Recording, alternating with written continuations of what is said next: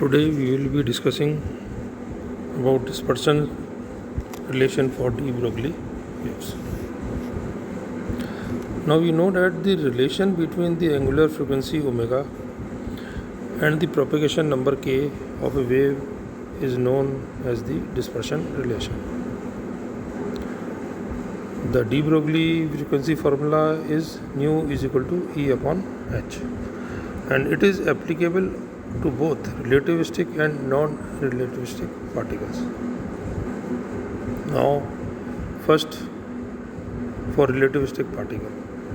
The energy E of a relativistic particle of momentum p and rest mass m is E is equal to under root c square p square plus m square c4.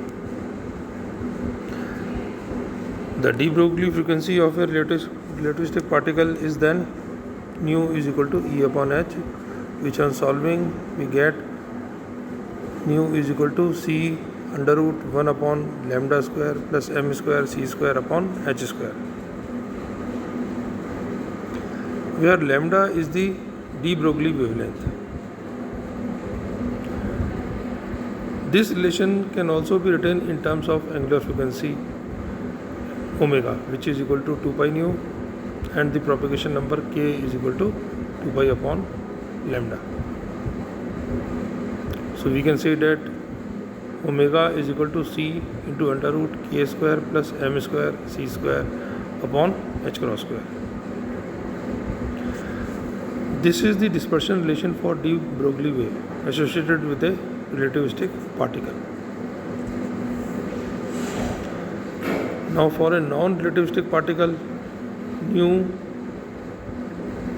less than c,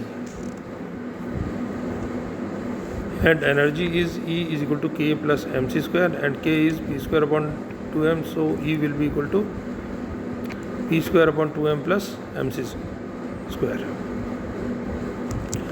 The de Broglie frequency is nu is equal to E upon h, which is equal to 1 upon h p square upon 2m plus mc square, or omega is equal to h cross k square upon 2m plus mc square upon h cross. This is the dispersion relation for a de Broglie wave associated with a non-relativistic particle. Now in this equation, the constant term mc square upon h cross on the right hand side has no observable effect. In non-relativistic approximation, energy of a free particle means kinetic energy. It does not contain the rest mass energy term mc square. This amounts to modification of the zero of energy scale. So we ignore the constant term mc square upon h cross in this equation, and the dispersion relation for the de Broglie wave in non-relativistic limit becomes omega is equal to h cross k square upon 2m.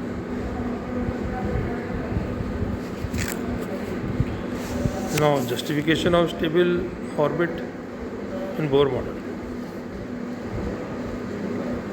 If a wave is associated with an electron moving in a circular orbit in a hydrogen atom, then only those orbits will be allowed whose circumference contains an integral number of de Broglie waves. Then a standing de Broglie wave will continue in the orbit, just shown as in this figure. If a fractional number of wavelengths are placed around the orbit, then in general the wave will interfere destructively and with itself as it goes around the orbit and will not persist. Therefore, the condition for nth stable orbit is 2 pi Rn is equal to n lambda, where n is equal to 1, 2, 3, 4 for first, second, third and stationary states up to the stationary state orbit of Bohr model. So substituting lambda is equal to h upon m nu n in this equation, we get m nu n Rn is equal to nh upon 2 pi. This is called Bohr quantum condition. These can be easily understood by some examples. Just for example, we have to find first example. Find the de Broglie wavelength of an electron of a kinetic energy 1 keV and second is 1 MeV. We know that lambda is equal to h upon under root 2 mk. Now k we have been given as 1 keV, which is equal to 10 raised to power 3 into 1.6 into 10 raised to minus 19 joule, which is equal to 1.6 into 10 raised to power minus 16 joule. Now putting the value of h, which is 6.63 into 10 raised to power minus 34 joule second, we get lambda is equal to 6.63 into 10 raised to minus 34 upon 2 m. M is the mass of the electron, which is 9.11 into 10 raised to minus 31 into 1.6 into 10 raised to minus 16. So on simplification, we get this is equal to 0.39 angstrom. This is the order of X-ray wavelength. So KeV electron should exhibit diffraction from crystal analogous to X-rays. Now in second part, the kinetic energy of 1 MeV is not negligible in comparison to rest mass energy.